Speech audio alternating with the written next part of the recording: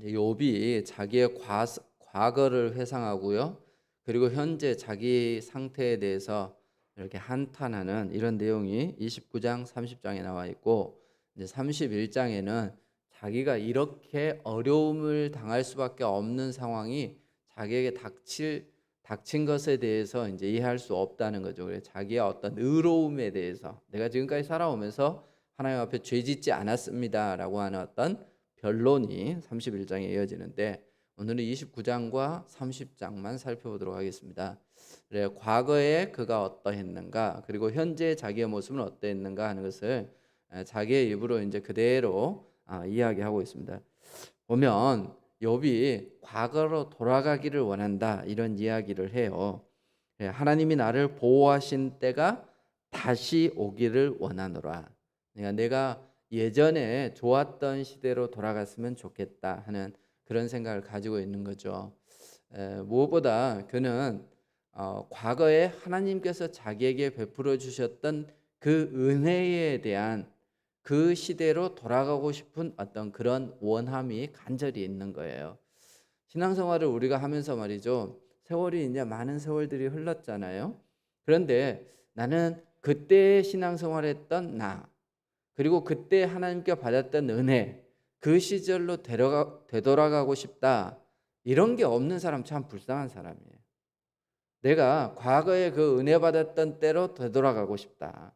내가 하나님께 그렇게 열심을 내었던 그 시절로 되돌아가고 싶다.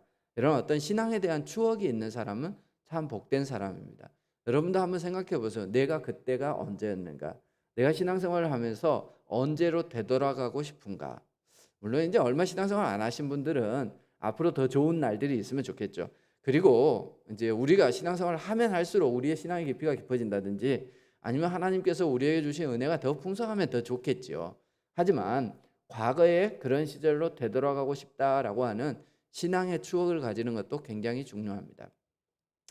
이제 이 시대에 어떻게 보면 굉장히 유명한 사람 중에 하나가 스티브 잡스잖아요. 얼마 전에 이제 운명을 달리했는데 그 사람이 56세에 죽었어요. 그러니까 빨리 생을 마감을 했습니다. 참 아이러니하죠. 굉장히 이 시대를 앞서가는 어떤 일들을 하는 거잖아요, 사실.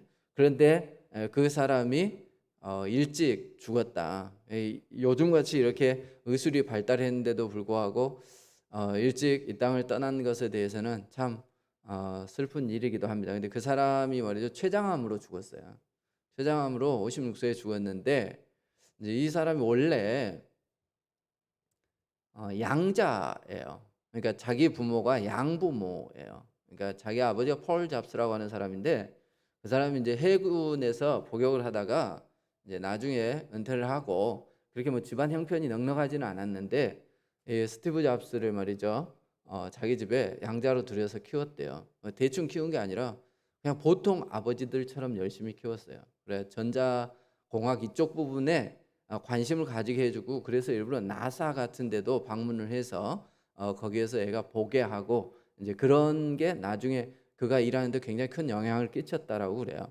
그리고 그 어머니도 굉장히 헌신적이었대요. 그래서 이 아이를 수영 보내려고 그 돈을 마련하기 위해서 말이죠, 일이 끝나고 나서 또 밤늦게 다시 아르바이트를 해서 그 돈을 모아서 아들 수영 강습을 시키는 그런 열심히 있었던 부모였고, 어렸을 때 학교 적응을 잘 못했나 봐요. 그래서 아이를 위해서 말이죠, 맹모 삼천지교처럼 다른 지역으로 옮기기도 했고, 그런 어떤 부모들의 헌신이 굉장히 있었던 것으로 그렇게 보여집니다. 이제 보통 부모들처럼 내가 양자 데려왔으니까 뭐 저것 이렇게 생각하지 않고 제대로 헌신적으로 키웠어요. 근데 이제 이 스티브 잡스가 나중에 말이죠, 자기 이제 친부를 알게 되어지는데, 스티브 잡스를 보고 이제 스티브 잡스가 계속 자기가 양자로 들어온 것에 대해서 숨겼어요. 근데 한 해에 자기가 이제 이 공개적으로 내가 사실은 양자였다 하는 것을 얘기를 했어요. 근데 그 방송을 듣고 말이죠, 생부 친아버지가 스티브 잡스를 알아봤다고 그래요. 이 사람이 원래 시리아 사람이랍니다. 이제 1950년대에 이 시리아에서 잘 사는 사람이었죠. 그래서 미국의 위스콘신 대학교로 유학을 온 거예요. 근데 자기가 거기에서 조교 생활을 하고 있을 때 자기 밑에 제자죠. 대학생이 들어왔는데 그 여학생하고 같이 사랑을 나누다가 아이가 생겼어요. 근데 이 시리아 사람은 이슬람교도고 그리고 자기 아내는 철저한 카톨릭교도였대요. 그래가지고 양가 집안에서 다 반대한 거야. 그런데 둘이서 애를 지우지 않고 말이죠. 애를 놓은 겁니다. 애를 놓고 결혼을 못하고 말이죠. 그러고 있는데 애를 놓고 나서 한 2주 만에 자기들이 키울 수 없는 상황이니까 이렇게 양자로 보낸 거예요. 입양을 보낸 거예요. 그리고 나서 이 여자 쪽 그러니까 외할아버지가 일찍 돌아가셨대요. 한 2달 정도 지나고 나서 돌아가셨나 봐. 근데 이제 그러고 나서 다시 얘들이 이제 합쳐서 우리가 아이를 찾아오자 그랬는데 그 당시 미국의 법령상 이렇게 입양을 보내버리고 나면 다시 파양해서 생부라고 해도 데려올 수 없었대요. 그래서 이제 더 이상 데려오지 못해서 그 집에서 그냥 키우게 되어진 거죠. 그리고는 이 사람들이 그렇게 사랑을 나눴으면서 말이죠. 4년 만에 또 이혼을 했다네. 그리고 이제 서로 따로 살았대요. 근데 이제 자기 생부는 미국에서 대학 교수도 하고 말이죠. 나중에 사업가도 되고 그래 성공했어요. 그래 이제 자기 아들 이야기를 듣고 말이죠. 내 아들이다 싶어가지고 이제 만나고 싶었는데 너무 미안한 거지. 그래서 직접 찾아가지는 못하고 그랬다고 그래요. 그래 스티브 잡스도 그렇게 얘기를 했대요. 나는 우리 아버지는 나를 키워준 아버지가 진짜 아버지라고 생각한다. 이렇게 얘기를 했다고 그래요. 어쨌든 좀 어떻게 보면 우리가 생각할 때 그렇게 우리나라는 뭐 입양 문화가 좀 아직도 좀 어색하잖아요. 그래서 참 아픈 과거가 있구나 이제 이런 생각이 듭니다. 근데 이런 어떤 삶의 아픔보다는 그 사람에게 참 안 됐다 싶은 생각이 든 게 어디 글에서 봤는데 이 사람이 그 병상에 누워 있을 때에 그 병원에 쓴 글이 있어요. 근데 그 내용을 보니까 이 사람 참 이제 겉으로 보기엔 너무 화려한 삶을 살았는데 참 불행하구나 이런 생각이 들었어요. 자기가 그 병상에 누워 있을 때 그런 글을 썼다고 그래요. 참 자기는 이제 다른 사람들이 볼 때는 성공한 사업가잖아요. 부자잖아, 부자. 그런데 자기가 살아보니까 그것은 자기한테 그냥 일상이라는 거예요. 내가 돈이 많은 거, 그것은 돈 없이 살아가는 것이 일상인 것처럼 돈이 있다고 해서 더 큰 행복이 있고 뭐 그러지는 않다는 거예요. 그냥 일상적으로 내가 좀 부자로 사는구나 이거라는 거지. 그리고 자기가 평생을 살아오면서 한 번도 삶에서 특별한 기쁨을 누리지 못했대. 근데 자기가 기쁨을 누린 순간은 언제냐? 이렇게 사업적으로 이렇게 일에 있어서 뭔가 성과를 드러냈을 때 외에는 그 외에 어떤 삶의 일상에서의 기쁨은 누리지 못했대. 그래서 그것에 대해서 자기는 굉장히 안타깝게 생각한다는 거예요. 그래서 자기가 모든 사람들에게 해주고 싶은 말이 있는데 그게 뭐냐? 책을 한 권씩 샀으면 좋겠다. 어떤 책이냐? 건강지침서. 사람이 건강을 잃고 나니까 아무것도 아니더라는 거예요. 그래서 사람들이 건강하게 사는 법을 좀 배웠으면 좋겠다. 이제 이런 생각이 들었다는 겁니다. 그리고 돈은 어느 정도만 있으면 되냐? 먹고 살 정도만 있으면 되니까 그 외의 시간에는 아름다운 추억을 만드는 삶을 살았으면 좋겠다. 이렇게 그 사람이 글을 썼더라고요. 그래 그 아름다운 추억은 일에 관계된 돈 버는 것과 관련 없는 일상적인 삶. 그러면서 그 사람이 한 얘기가 뭐냐면 사랑의 추억. 삶에 있어서 어떤 사랑의 추억. 자기가 이 땅을 떠나게 되어질 때 자기가 가지고 갈 수 있는 건 돈이 아니고 그 사랑의 추억을 가지고 간다. 이제 이런 글을 남겼더라고. 그래 참 사람이 이렇게 모든 것을 다 잃게 되어지는 순간이 되어지면 굉장히 감성적이 되어지는구나 하는 것을 느꼈습니다. 꽉 말라가지고 말이죠. 사람 딱 보면 인정머리도 없이 그리 생겼잖아요. 그런데 그 안에 그런 마음들이 담겨져 있었던 거죠. 여러분 신앙생활도 마찬가지일 것 같아요. 우리가 신앙생활을 마치는 순간에 말이죠. 과거에 정말 아름다운 추억, 하나님과 나누었던 사랑 이런 것이 없다면 얼마나 우리가 불행하겠어요. 가져갈 게 아무것도 없는 거죠. 그리고 더불어서 말이죠. 신앙생활을 함께 했던 사람과의 추억, 공동체의 추억이죠. 교회 공동체의 추억. 이런 것도 우리가 가지고 있는 게 참 행복한 사람이다 이런 생각이 듭니다. 그래 이제 욥은 자기가 이제 건강도 잃고 자기 아내는 말이죠 자기를 욕하고 떠나버렸고 자식들은 다 죽고 그리고 재산도 다 잃어버리는 그런 상황이 되어졌어요. 이제 그 상황이 되어졌을 때 그가 과거를 회상하는 겁니다. 그러면서 딱 출발하는 말이 뭐예요? 그때가 다시 돌아왔으면 좋겠다. 그때로 내가 되돌아갔으면 좋겠다. 이제 이 얘기로 출발해요. 그러면서 과거가 어떠했는지 얘기를 합니다. 보면 4절에 보면 원기왕성했던 날 이렇게 표현하고 있어요. 그리고 이제 2절에는 하나님이 나를 보호하시던 때 이렇게 표현하고 있습니다. 하나님께서 말이죠 그에게 부어주신 복을 추억하는데요. 내 장막에 기름을 발라주었대요. 오죽했으면 바위에서 나를 위하여 기름 시내를 쏟았다. 바위에서 무슨 기름이 나겠어요. 그 정도로 하나님께서 자기에게 축복을 부어줬다 이런 거죠. 장막에 기름을 발라줬다 뭐 이런 식으로 표현을 하고 있습니다. 그리고 사람들이 자기를 존경하고 권위가 있었다. 그래서 성문에 나가기도 전에 자기 자리를 준비해두고 심지어는 자기보다 말이죠 비슷한 지위에 있거나 혹은 높은 사람들조차 자기가 얘기할 때 그 말을 귀담아 들었고 젊은이들이 자기를 두려워해서 이렇게 멀리했다라는 말은 존경했다라는 그런 표현들을 이렇게 사용하고 있는 겁니다. 그래 젊은이들로부터 존경을 받고 주위에 있는 사람들로부터 인정을 받는 그런 삶을 살았던 것이죠. 뿐만 아니라 그는 많이 있을 때 베푸는 삶도 살았어요. 보면은 12절에 보면 부르짖는 빈민과 도와줄 자가 없는 고아를 내가 건졌고 또 망하게 된 자도 나를 위하여 복을 빌었으며 과부의 마음이 나로 말미암아 기뻐 노래하였다. 그러니까 자기가 과부도 고아도 가난한 사람도 다 도와줘서 그 사람들이 자기를 칭찬해 줬다는 얘기예요. 이 사람은 인생 잘 산 겁니다. 그죠? 그렇게 얘기를 했고요. 못된 사람은 어떻게 했느냐? 17절에 보면 불의한 자의 턱뼈를 부수고 노획한 물건을 그 이새에서 빼냈다.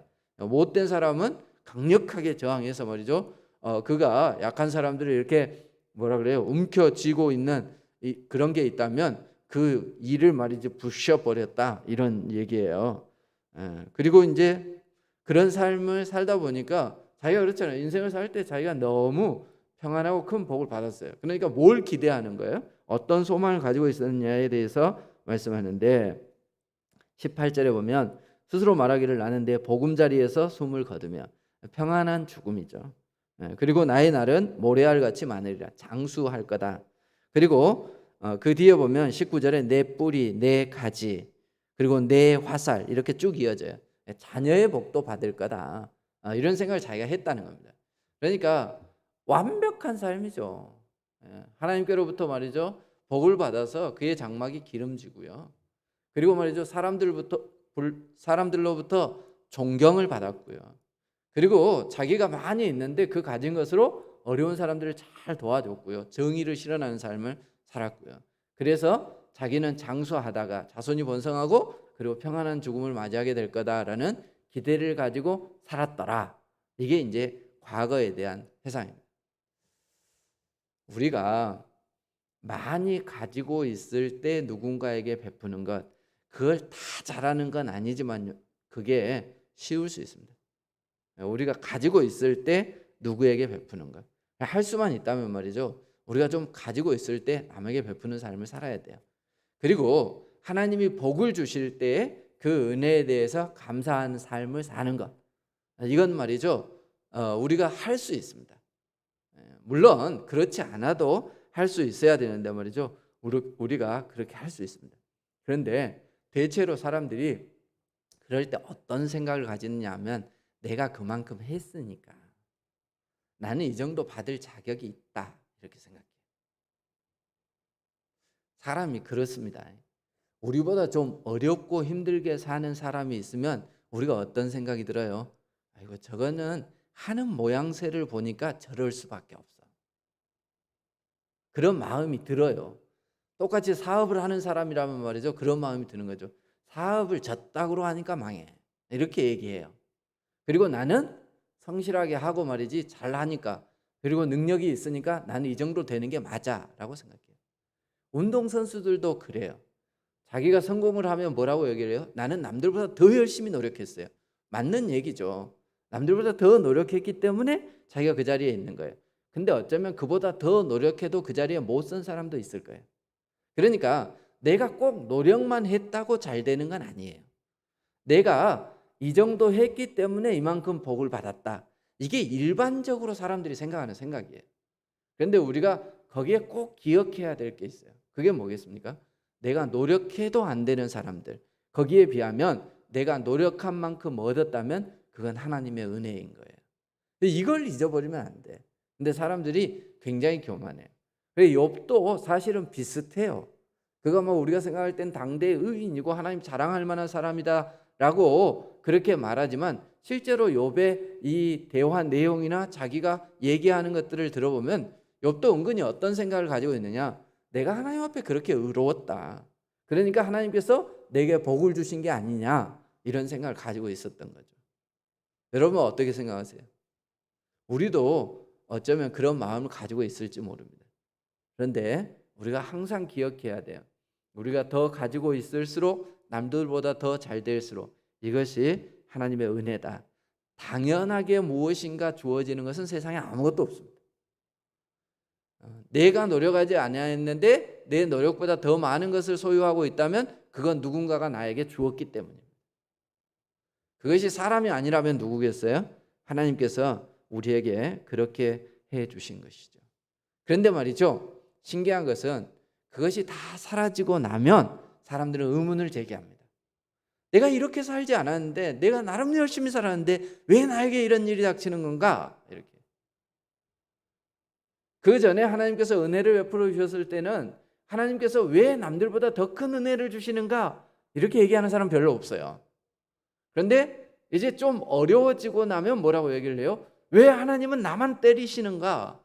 왜 나에게만 이런 불행한 일이 지속되어지는가? 이렇게 얘기를 한다. 우리가 있을 때 하나님의 은혜를 생각할 수 있어야 합니다. 그리고 어쩌면 우리가 어려운 일을 당하면 그것은 말이죠, 당연한 일일 수 있습니다. 세상에서 당하는 고난, 그것은 말이죠, 우리에게 모든 사람에게 주어지는 당연한 결과일 수 있어요. 한번 성경을 볼까요? 고린도후서 1장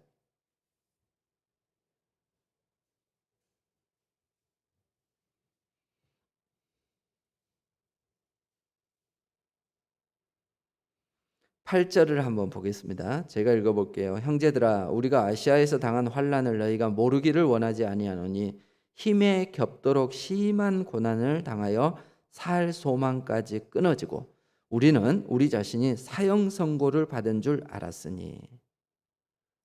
얼마나 어려웠으면 살 소망도 잃어버렸겠어요. 고린도 교회가 어려움에 처했을 때 사도 바울이 편지하는 거예요. 그러면서 위로해 주는 거예요. 너희들이 고난 당하는 건 나도 안다.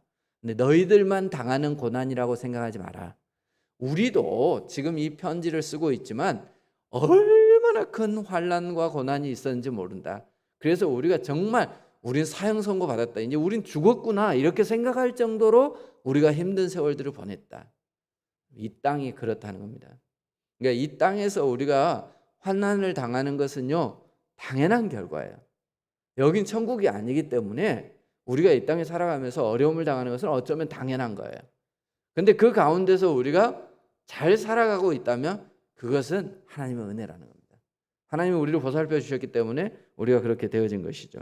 자, 근데 그 고난 가운데도 말이죠, 뜻이 있어요. 10절을 같이 한번 읽어보겠습니다. 10절 시작. 그가 이같이 큰 사망에서 우리를 건지셨고 또 건지실 것이며 이후에도 건지시기를 그에게 바라노라. 아멘. 어떤 소망이 있어요? 우리가 환난이 있어도 걱정하지 말아라. 왜냐하면 우리는 그리스도를 믿는 사람이 아니냐. 그래, 그리스도께서 우리를 건져 주실 줄 믿는다. 이건 무엇을 바탕으로 하는 거겠어요? 지금까지 자기가 살아왔던 것을 바탕으로 얘기하는 거예요. 내가 지금까지 살아오면서 굉장히 많은 어려움을 당했는데 죽을 소망까지 사라진 그때에도 하나님 우리를 살려주시더라. 그런데 이 땅에서 그러한데 하물며 하늘나라에서겠습니까? 그래, 우리가 이 땅에서 말이죠, 어려움을 당하더라도 뭘 바라봐야 되겠어요? 하나님께서 우리를 살리실 것이다, 건지실 것이다 하는 소망을 가져야 하는 겁니다. 11절에 보세요. 너희도 우리를 위하여 간구함으로 도우라. 이는 우리가 많은 사람의 기도로 얻은 은사로 말미암아 많은 사람이 우리를 위하여 감사하게 하려 함이니라. 환난 가운데서도 뭘 하는 겁니까? 남을 돕는 일을 하는 겁니다. 보통 사람이 넘칠 때에 남을 돕는 것은 할 수 있습니다.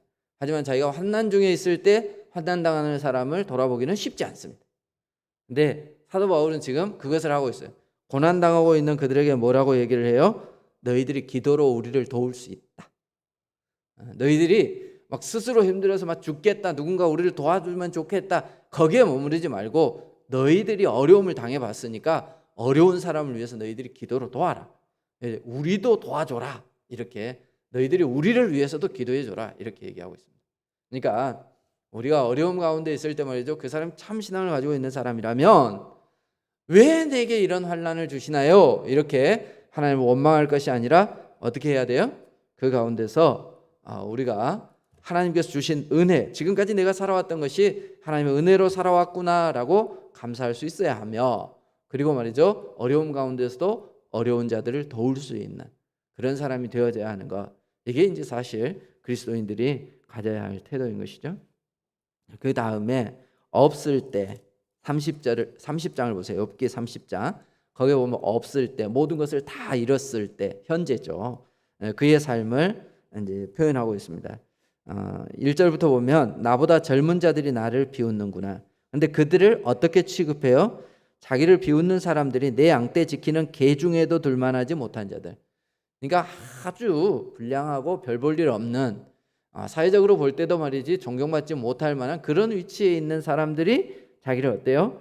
놀린다는 거예요. 그러니까 욥이 얼마나 비참한 상태가 돼버렸는가 하는 것을 알 수 있어요. 좀 안 된 표현으로 지나가는 거지도 말이죠, 그를 놀린다, 이렇게 볼 수 있는 겁니다. 뿐만 아니라 자기를 대적하는 사람들이 말이죠, 9절에 보면 그들이 나를 노래로 조롱하며, 어떤 사람을 조롱할 때 노래로 조롱했다, 이 표현은 반복적으로, 심지어는 말이죠, 지능적으로 조롱하는 것을 말해요. 그렇게 그를 놀리는 이런 상황들을, 그리고 나를 미워하고 멀리하고 서슴지 않고 내 얼굴에 침을 뱉고 이렇게. 근데 이 모든 것들이 누구로부터 주어진 거라고 얘기해요? 하나님이 내 활시위를 늘어지게 하시고, 하나님이 나를 공고하게 하시고, 하나님이 내 앞에 굴레를 씌우시고, 하나님이 내게 이런 어려운 일을 주셨다. 이렇게 욥은 이야기하고 있습니다. 그러니까 하나님이 나를 버리셨기 때문에, 하나님 나를 돌아보시지 않기 때문에 결국 내가 이렇게 되어졌다, 이렇게 얘기를 하고 있죠. 그래서 31절에 보면 내 수금은 통곡이 되었고 내 피리는 애곡이 되었다. 수금이나 피리는 즐거움을, 이렇게 즐거울 때 사용되어지는 악기죠. 그런데 이제 그것이 결국은 통곡이나 애곡이 되어졌다, 이렇게 표현하고 있습니다. 그러니까 자기가 좋을 때는 어땠어요? 하나님 보호 아래 있었고 하나님 자기의 은혜를 베풀어 주셔서 기름진 삶을 살았어요. 그리고 자기가 좋을 때는 어땠어요? 사람들이 자기를 존경하고요, 그리고 높여주었어요. 그런데 지금은 어떻게 되어졌어요? 하나님은 자기를 돌아보지 않아요. 자기는 끊임없이, 그 뒤에 보면 끊임없이 자기가 하나님 찾는 것에 대해서 얘기하고 있어요. 근데 하나님이 끊임없이 외면하는 그런 분으로 이렇게 그가 묘사하고 있습니다. 하나님과의 관계가 끊어졌다고 생각해요. 하나님 자기를 돌보지 않는다고 생각하는 거죠. 그리고 사람들은 어때요? 사람들은 단순히 자기를 그저 쳐다만 보는 정도가 아니라 조롱하고요, 아주 힘들게, 안 그래도 힘들어 죽겠는데 이 사람들이 자기를 훨씬 더 힘들게 하는 이런 상황이 되어졌습니다. 자, 우리가 이제 예수님을 믿다가 말이죠, 이런 상황이 닥칠 때가 있어요. 이럴 때 우리는 어떻게 해야 되느냐? 당황스럽죠. 은혜를 받을 때는 말이죠, 우리가 말할 거리가 충분히 있습니다. 예수 믿는 사람이 내가 은혜를 받았어, 그래서 우리 사업도 잘 되고 자식도 잘 되고, 그리고 우리가 건강하고 말이죠, 어려운 일이 생길 뻔했는데 하나님이 다 해결해 주셨어, 이런 간증거리가 생겨요. 그런데 말이죠, 어려움이 생겨요. 병이 찾아오기도 하고 말이죠, 사업이 망하기도 하고 자식들이 어려움 당하기도 하고 말이죠. 이러면 우리가 당황스럽죠. 근데 그럴 때 우리가 어떤 신앙을 가지고 있느냐, 사실 이게 훨씬 중요한 겁니다. 욥기 전체적으로 흐르고 있는 것은 사실은 그런 거예요. 욥기를 통해서 하나님께서 우리에게 말씀하시고자 하시는 게 뭐겠습니까? 의인이 고난 중에 어떻게 행동해야 되는가 하는 것이죠. 근데 의인이라고 여겨지는 욥조차도 사실은 흔들리는 것을 우리가 볼 수 있습니다. 그런데 고난 중에서 그리스도인들이 가져야 될 태도가 있습니다. 보세요. 예수님이 십자가에 달려 돌아가시는 것은 그 인생에 있어서 가장 고난의 순간이죠. 근데 그 고난의 순간에 예수님은 어떻게 하셨어요? 비굴하셨습니까? 그렇지 않았습니다. 예수님은 오히려 그 고난의 순간에도 당당하셨습니다. 그리고 예수님은 그 고난의 순간에서 뭘 하셔요? 한편에 강도를 말이죠, 구원하는 일을 하시는 겁니다. 자기가 고난 중에서도 자기의 몫을 기억하신 거예요. 내가 해야 될 사명이 뭔가, 하나님께서 내게 마지막 순간까지 맡기신 게 뭔가, 그것을 예수님은 결코 잊지 않으셨던 겁니다. 그래서 마지막 순간까지 자기를 향해서 말이죠, 욕을 하고 침을 뱉고 조롱하는 그 사람들 앞에서 예수님은 당당하셨습니다. 그래서 그들 앞에서 자기의 죄를 변론하기보다는 어떻게 말씀하셨어요? 주여, 저들이 알지 못해서 그렇습니다. 아버지, 저들을 용서해 주십시오. 이거는 진짜 강자만이 할 수 있는, 진짜 당당한 사람만이 할 수 있어요. 사람이 말이죠, 뒤가 꿀린 사람일수록 큰 소리 칩니다. 그래 보면 안 그러던가요? 텔레비에 유명한 사람들 나와가지고 말이죠, 뭐 사기치고 말이죠, 잘못한 일이 있으면 처음엔 다 어떻게 하던가요? 나하고는 상관없다 그러고 막 큰 소리 치고 그러던가. 나중엔 잡혀 들어가고. 사람이 뒤가 꿀릴수록 큰 소리 쳐요. 근데 예수님이 십자가 위에서 말이죠, 큰 소리를 치거나 책망하거나 그들에게 말이죠, 자기를 변론하고 그렇게 하지 않았어요. 당당하셨어요. 근데 그 당당함이 어떻게 표현되어져요? 그들을 위한 기도로. 아까 고린도후서에서 우리가 보았던 것처럼 말이죠, 고난 중에서도 나를 위해서 기도해 주라. 그리고 거기에서도 마지막 사명인 이 사람을 살리는 그 일을 예수님께서는 행하셨습니다. 그러니까 만약 우리가 환난 중에서 극한 고난 가운데서 이렇게 행할 수 있다면 우리가 참 예수님을 닮은 사람이다, 그렇게 볼 수 있어요. 고난을 헤쳐나가는 그리스도인의 태도다, 이렇게 볼 수 있습니다. 근데 참 그런 것 같아요. 제가 이제 군대에 있을 때 이렇게 단체로 얼차례를 받아요. 기합을 받잖아요. 기합을 받으면은 참을 수 있는 방법이 있어요. 제 나름대로 거기를 견디는 방법이 있었는데, 그게 뭐냐면 나보다 더 힘들어하는 친구들을 이렇게 쳐다봤어요. 그러면서 저는 나보다 더 힘들구나, 내가 그래도 쟤보다는 낫네, 이러면서 견뎠어요.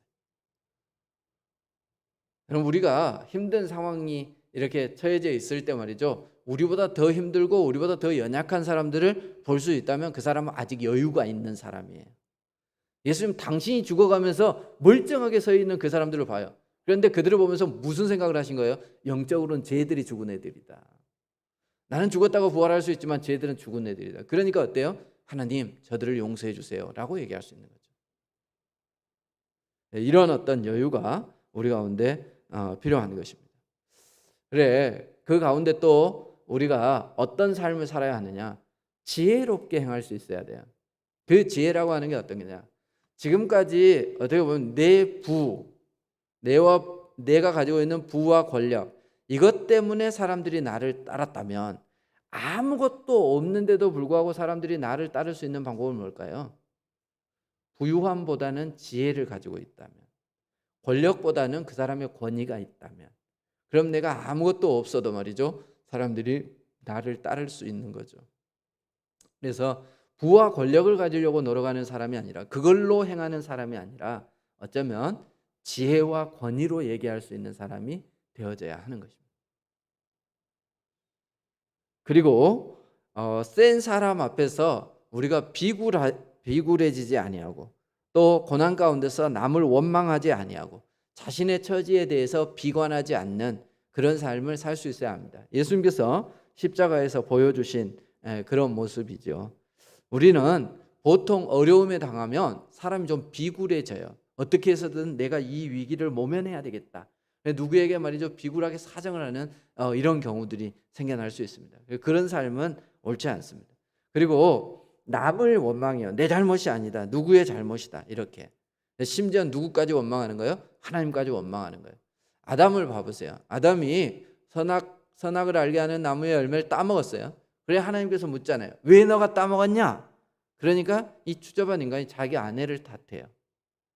그래서 내 아내가 죽었습니다. 근데 그 아내만 탓한 게 아니라 누구까지 탓해요? 은근히 하나님을 탓해요. 하나님이 내게 주신 저 여자, 이렇게 표현해요. 그러니까 하나님이 왜 저 여자를 나에게 줬냐는 거야. 저 여자 때문에 말이지 내가 꼬임에 넘어가서 따먹었다. 자기 잘못은 하나도 없는 것처럼. 이게 남을 핑계하는 겁니다. 이게 죄악된 사람들의 특징인 것이죠. 아무리 우리가 고난 가운데 있어도 남을 원망하는 이런 삶을 살아서는 안 된다.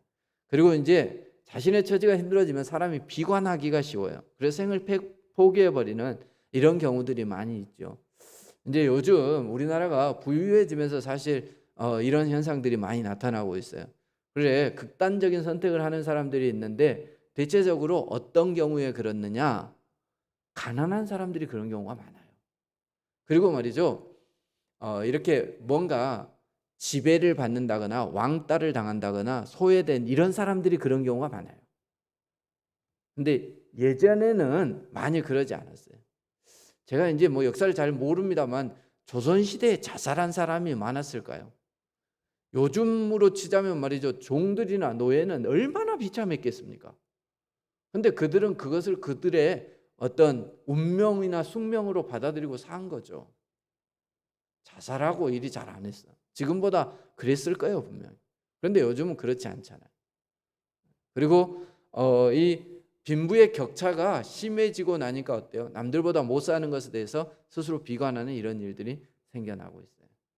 근데 이게 참 재밌는 게 말이죠, 그러면 안 되는데 예수 믿는 사람들은 뭘로 비교를 하냐면 신앙으로 비교하는 경우가 많아요.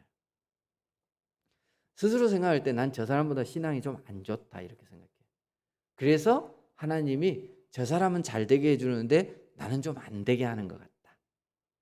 이런 은근한 신앙으로 인한 비교의식을 가지고 있는 사람들이 있습니다. 그리고 고난이 닥칠 때마다 그렇게 생각한 거예요. 아, 하나님께서는 날 사랑하지 않아. 하나님 날 버리셨어. 열심히 신앙생활하는 저 사람만 좋아해. 이렇게 생각하는 경우들이 있어요. 자신의 삶에 대해서 비관하는 거죠. 내가 하나님이 원하시는 게 아닙니다. 고난을 당할 때 우리는 말이죠, 하나님 앞에서 자기가 고난 당하기 전의 삶에 대해서 감사할 수 있으며 또 자기가 고난 중에 있을 때라도 말이죠, 당당할 수 있어야 합니다. 그리고 남을 돌아보고 자기의 사명이 무엇인 줄을 알고 그 길을 걸어갈 수 있는 그런 사람이 되어져야지, 그 위기를 모면하기 위해서 비굴하거나 남을 원망하는 혹은 스스로 자책해서 비관하는 이런 삶을 살아서는 안 됩니다. 온전히 하나님을 의지하고 고난 중에서도 남을 돌아볼 수 있는, 그리고 이제 제일 중요한 건 뭐예요? 소망을 잃지 않는 겁니다. 근데 이제 우리가 욥을 보면 욥이 바란다 이러고 이제 사실은 29장에 출발하잖아요. 근데 끝날 때쯤 돼가지고는 이러다가 난 죽겠지 이러고 끝나요. 그러니까 자기 마음속에 두 마음이 있는 거죠. 하나님이 나를 이 위기 속에서 건져주셨으면 좋겠다 하는 소망. 이건 뭐 인간이라면 누구나 가지고 있는 소망 아니겠어요? 그런데 말이죠, 환경을 보면서 그가 스스로 내리는 결론은 뭐냐 하면 그러다가 죽겠지. 내가 여기서 어떻게 다시 벗어나겠어? 하나님이 이렇게 내가 소리쳐도 말이지 고개 돌리고 계시는데 어떻게 회복이 되겠어? 그러니까 그 마음속에 뭐가 있는 거예요? 하나님이 회복시켜 주시지 않으면 도저히 안 된다라고 하는 그런 어떤 확신은 있어요. 근데 또 한 마음에서는 뭐가 있어요? 하나님이 여기까지 나를 치셨는데 다시 회복시켜 주시겠어? 하는 그 마음도 있는 거예요. 그래서 이 두 마음이 있는데 항상 끝날 때쯤 되면은 아유, 하나님 날 버리셨으니까 이대로 죽겠지. 그러면 하나님은 그 자녀들을 결코 버리시는 법이 없습니다. 하나님은 그 자녀들을 끝까지 책임져 주십니다. 우리의 삶이 이 땅의 삶이 전부라면, 내가 환난을 당한다면 말이죠, 그것이 하나님의 저주다 이렇게 생각할 수 있을지 몰라요. 하나님은 말이죠, 죄를 지은 사람에게조차 매를 드실 때에도 사랑의 매를 드시는 분이시지 파멸시키기 위해서 매를 드시는 분이 아니에요.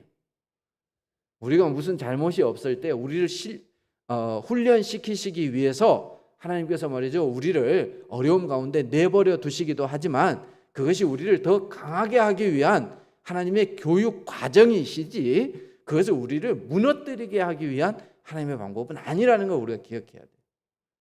그리고 우리의 신앙이 말이죠, 하나님이 나를 구원하셨고 내가 하나님의 자녀다라고 하는 확신이 있다면 어떤 환난 가운데서 내가 비참한 죽음을 맞이하고 끝난다 할지라도 끝까지 우리가 기대해야 되는 게 있어요. 그게 뭐냐? 하나님 나를 건져 주실 것이다 라고 하는 구원에 대한 믿음입니다.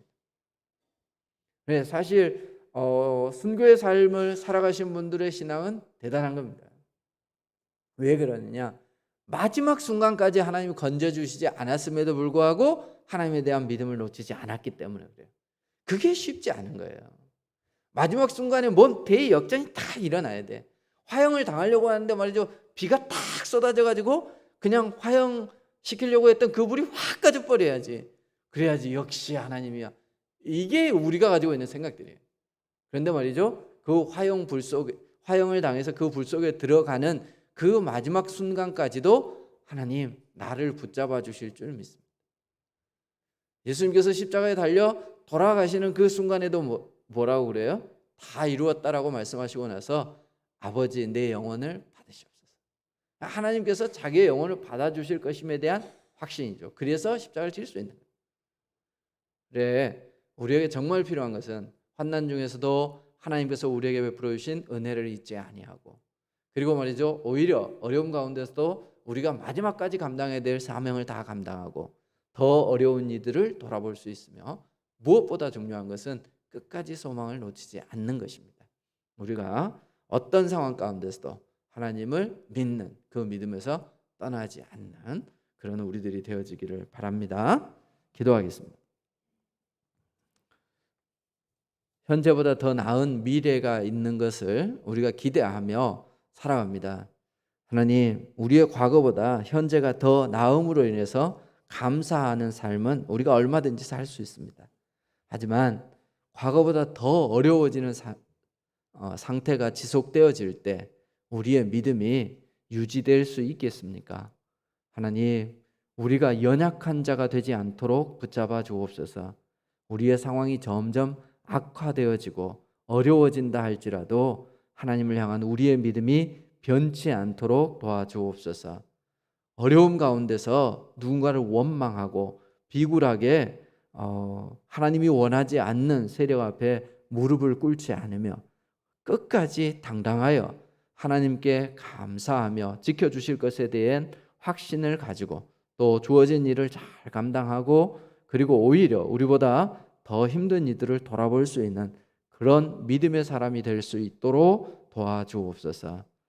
환난 가운데 있는 성도들이 있습니까? 하나님께서 찾아가셔서 손을 어루만져 주시옵기를 원합니다. 그들의 마음을 따뜻하게 하나님께서 안아 주시옵기를 원합니다. 내가 너와 함께하고 있다. 어떤 상황 가운데서도 심지어 죽음의 순간에도 함께하겠다라는 그런 확신과 감동을 허락하여 주옵소서. 그래서 지금 당하고 있는 그 어려움을 하나님께서 주시는 힘으로 잘 감당할 수 있도록 도와주옵소서. 예수님 이름으로 기도하옵나이다. 아멘.